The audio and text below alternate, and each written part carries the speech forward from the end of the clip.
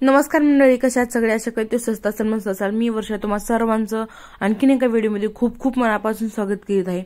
तर एक मस्त हेल्दी आणि सात्विक पद्धतीचे लाडू मी तुमच्यासोबत शेअर करणार आहे आणि ते कोणासाठी बनवणे, काय बनवणे तुम्हाला नंतर ते कळणारच आहे.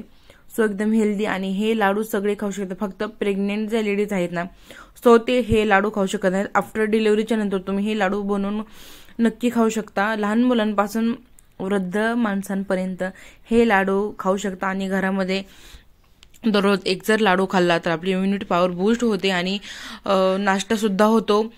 प्रोटीन, मिनरल्स, खूप सारे गुड ऑइल याच्यामध्ये आहे. त्याच्यामुळं खूप मस्त लाडू होतात. त्याच्यामुळं चला तर पटपट रेसिपीकडे वळूया. सगळ्यात अगोदर मी या ठिकाणी मोठा कप मखाने लो फ्लेमवर आपल्याला भाजून घ्यायचे आहेत. आणि हो, ही सगळ्या रेसिपी प्रोसेस करताना ते आपल्याला लो फ्लेमवरच करायचे आहेत. तर मी खोबरं 1 किलो मापून घेतलं होतं आणि ते किसून घेतलं होतं.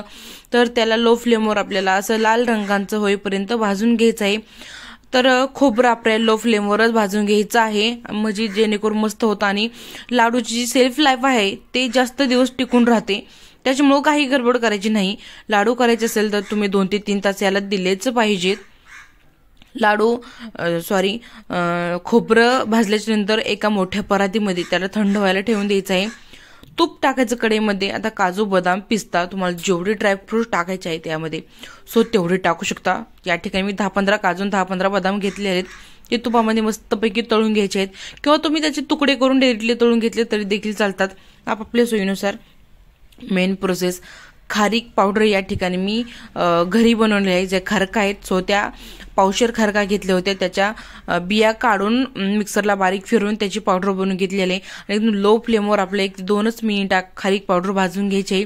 जे आपण खोबरं भाजून घेतलं होतं पहिल्यांदा ते थंड झालेलं आहे. हाताने क्रश केलं की मस्त बारीक होतं. त्याला मिक्सरला लावायची गरज नाही. तुम्ही व्हिडिओमध्ये बघितलंच असेल. त्याप्रमाणे आता एक मोठी पाटी किंवा परात घ्यायची आहे, ज्यामध्ये आपल्याला लाडू वळायचे आहेत. त्यामध्ये आपल्याला खारीक पावडर काढून घ्यायची आहे डिरेक्टलीच. तर यामध्ये एक मस्त पदार्थ टाकले आहे, जेणेकरून गव्हाचं पीठ 1 कप. तर या ठिकाणी तुम्ही मूग डाळ असते त्याची पावडर बनवून सुद्धा या ठिकाणी वापरू शकता, आपापल्या चवीप्रमाणे. जर जास्त प्रोटीन चे लाडू बनवायचे असेल आपल्याला तर या ठिकाणी तुम्ही मूग डाळ 1 वाटी घेऊन त्याची पावडर बनवून सेम प्रोसेसने लो फ्लेमवर भाजू शकता. या ठिकाणी मी गव्हाचं पीठ घेतलेलं आहे, कारण की मूग डाळ पावडर असते किंवा नसते, किंवा मग सर्रासर सगळ्यांच्या घरामध्ये उपलब्ध असणारं गव्हाचं पीठ या ठिकाणी मी लो फ्लेमवर भाजून घेतलेलं आहे. जसं लागतं तसं तूप टाकत जायचं आहे आपल्याला आणि मस्तपैकी आपल्याला भाजून घ्यायचं आहे. कढई क्लीन करून घेतली, 4-5 चमचे तूप टाकलं. डिंक तळून घ्यायचं आहे या ठिकाणी आपल्याला. तर डिंक लो फ्लेमवरच तळून घ्यायचा आहे आणि तुम्ही व्हिडिओ बघू शकता अशा पद्धतीने उलटणं गेलं डिंकामध्ये की आपला डिंक भाजलेला आहे. लो फ्लेमवरच आपल्याला डिंक तळायचा आहे, कारण की जर लाडूमध्ये आपल्याला डिंक गेला तर दात पडण्याची शक्यता आहे. त्याच्यामुळे डिंक लो फ्लेमवरच तळायचा आणि चांगला खरपूस रंगाचा होईपर्यंत तळून घ्यायचा आहे आपल्याला.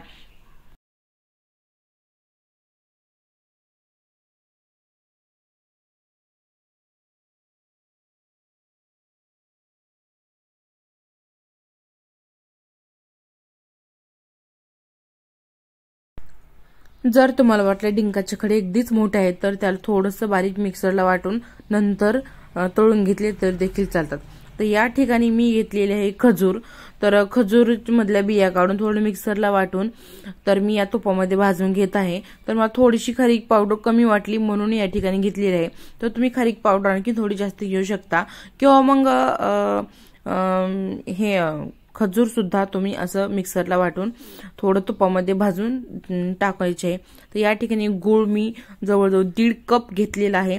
त्याला पाक होण्यासाठी ठेवायचा आहे. गूळ भिजेल इतकंच आपल्याला पाणी टाकून घ्यायचं आहे. तर मखाने, काजू, बदाम आणि डिंक मिक्सरला मी फिरवून घेतलेलं आहे. गव्हाचं पीठ, खारीक पावडर आणि जे आपण मिक्सरला वाटलं ते मस्त आपल्या हाताने चुरून घ्यायचं आहे, म्हणजेच मिक्स करून घ्यायचं आहे. आणि जो आपण खोबरं आधी हाताने क्रश करून ठेवलं होतं वेगळ्या ताटामध्ये ते सुद्धा यामध्ये टाकून सगळं एकत्र एकजीव करून घ्यायचं आहे आपल्याला. जवळजवळ 2 ते 3 मिनिटं लागतात व्यवस्थित एकजीव करण्याला.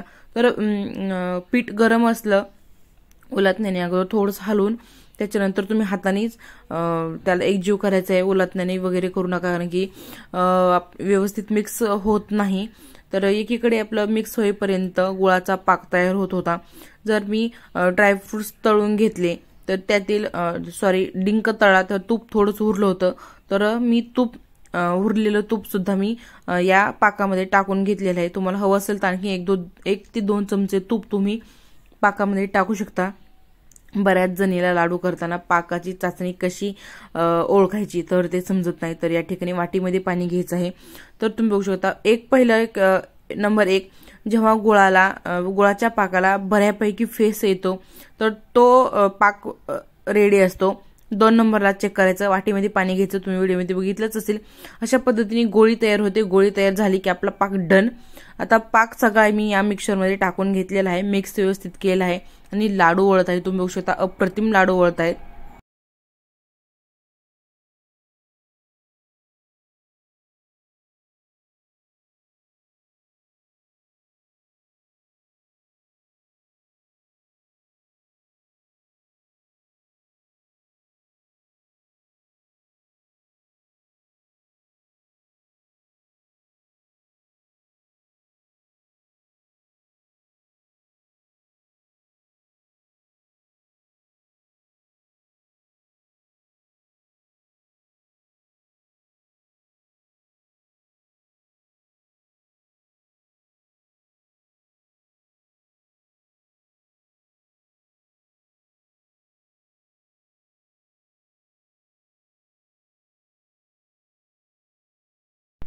आता मेन पॉइंट, पाक झाल्याच्या नंतर आपल्याला पटपट हात हलवावा लागतो. मिक्स केल्याच्या नंतर लगेचच आपल्याला लाडू वळायला बसतात.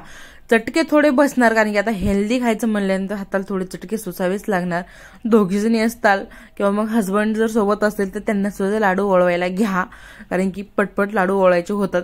आणि हो, चटके हाताला भाजले, हात धुवा, स्वच्छ क्लीन करा, कोरडा करा, त्याच्यानंतर लाडू वळा. आणि थोडंसं थंड झालं तरी काहीच हरकत नाही. हातावर आपल्याला थोडंसं घेऊन दोन्ही हातांनी चोळायचं, जेणेकरून तूप आहे त्याच्यात ते रिलीज होईल आणि आपली लाडू व्यवस्थितपर्यंत ओळले जातील. तर तुम्ही बघू शकता व्हिडिओमध्ये लास्टचा लाडू सुद्धा व्यवस्थितपणे ओळला गेला आहे. तर एकदम परफेक्ट रेसिपी आहे, कोणीही बनवू शकता आणि एन्जॉय करू शकता. आणि हे लाडू मी माझ्या वडिलांसाठी केलेले आहेत, तर त्याच्यामुळे प्रेम तर त्याच्यामध्ये आहेच आहे. तर आय होप तुम्हाला आजची ही रेसिपी आवडली असेल. चॅनलला please please please please please like करा, शेअर करा, सबस्क्राईब करा. आणि अशाच हेल्दी रेसिपीजसाठी लाईक नक्की करा, सबस्क्राईब करा. तर भेटूच छान मस्त इंटरेस्टिंग व्हिडिओमध्ये, रेसिपीमध्ये. तोपर्यंत स्वस्त खा, मस्त राहा. Bye bye.